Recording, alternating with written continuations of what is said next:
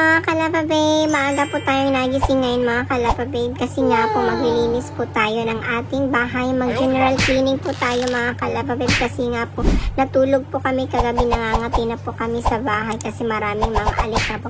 Then at saka mga kalapa babe, hindi kami masyadong nakatulog ng mahimbing kasi nga yung aircon namin tumutulo na sa ilalim ng bahay, I mean sa ilalim ng kwarto, sa loob ng kwarto pala mga kalapa babe. So ngayon mag general cleaning po kami, maglilinis po kami ng bahay kasi nga po papupuntahin po namin dito yung maglilinis ng aming aircon. Kinuntak po namin yung aming maglilinis ng aming aircon mga kalapa babe. So kailangan dapat malinis po ang ating kapaligiran para pag may pumasok tayong mga bisita o may mga pumasok man na kahit sino, at least man lang malinis po yung ating bahay. Pero sa paglilinis ko po mga kalaba babe, ang sarap sa feelings at sarap sa pakiramdam kasi tinulungan po ako ni Lava Boy Architect. Hindi niya po ako pinapabayaan mga kalaba babe na mag-isa lang linisin ang buong bahay. Kasi nga po, napakabait niya. Ako yung paggalaon na lampaso. Lampaso yun ang tiles. Come on. Wala ko na. So habang nagmap si Lava Boy Marketing mga kalaba babe, ako naman ay naguhugas dito ng pinggan ng aming mga pinagkainan kaninang umaga. I mean madaling araw pala mga kalaba babe. At saka pagkatapos ko magugas ng plato, syempre pinagpupunas ko itong aming divider. Then ito po yung aking pamangkin at saka ito yung aming pusa na si George. Din yung aking pamangkin panay sira sa aming Christmas tree kaya inayos again ni Lava Boy Architect. Din ito po yung aming aso mga kalaba babe na si Max. Ito po yung aming baby na napakakulit din. Ito din yung aming dalawang rabbit. Din yung aming pusa na sobrang grabe ang pawis ko mga kalapa babe. Pinawisan ako ng tamang-tama, pinawisan ako ng tolong-tolo sa paglilinis ng bahay namin. Kaya kayo mga mag-asawa, magtulungan po kayo maglinis ng bahay. Hindi lang po yung asawa nyo ang maglilinis at gumagalaw sa bahay. So dapat tutulungan nyo rin po yung mga asawa nyo ha. Hindi lang po kami lagi ha. Hindi tulad ng partner ko, ng aking husband si Architect Lava Boy.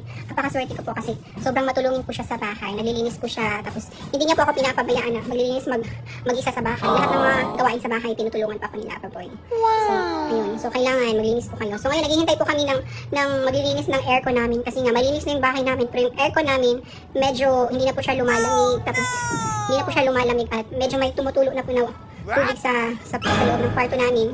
Kaya hinihintay po namin yung maglilinis ng aircon. Ang maglilinis po namin ay kinontak po namin siya through Facebook. Ang company po nila ay Right Click company yung pangalan ng aircon nila. So aantayin po namin sila na dumating dito para malinis yung ating aircon mga kalapa babe. Para lumamig na din siya mga kalapa babe. So ayan mga kalapa babe, dumating na po yung ating hinintay na mga tagalinis ng ating aircon. Ito po ay galing sa Right Click company mga kalapa babe. Makokontak nyo lang po sila through Facebook kasi meron po silang page mga kalapa babe. So sisimula na po nila maglilinis ng ating aircon kasi nga hindi na lumalamig.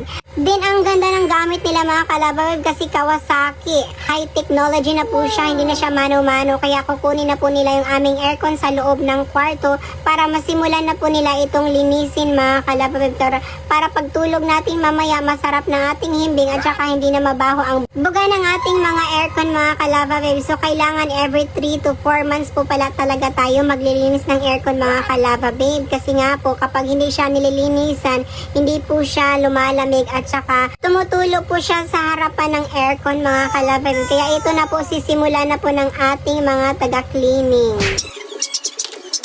Bye.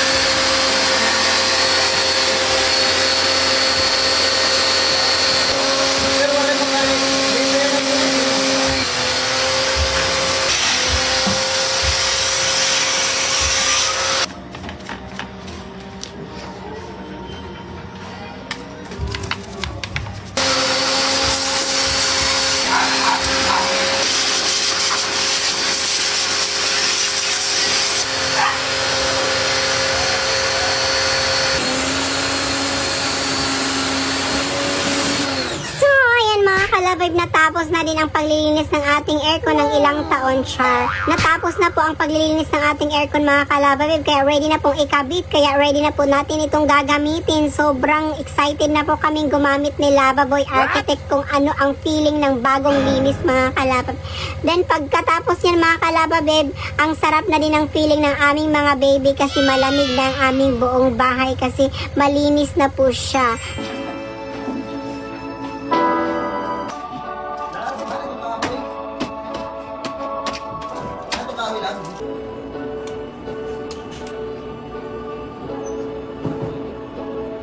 Ha? Guys, ngayon pa. Pinaka-nindot nyo kayo na ang ato ang mga aircon pinahanglan ato ay pa-maintenance, cleaning, 3 to 4 months ra kayo para maiwasan na to ang tagdo. Siyempre mag-uwas man na siya niya, mabarahan ang iyang drainage, so bubalik sa ato ang kwarto, ato dito ang tagdo. So nanglan 3 to 4 months ra kayo ato pag-cleaningan. Salamat. Ikaw, sir. Wala ko mahold na.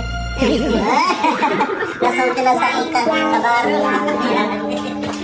Hanggang dito na lamang po ang aming video mga kalababib kasi nga susubukan at itatry na namin ni Lavaboy kung gaano kasarap gumamit ng aircon na sobrang lamig ang kwarto at gagamitin namin kung kami ay gagawa ng mga kababalagan. Kaya maraming salamat mga kalababib. Paalam!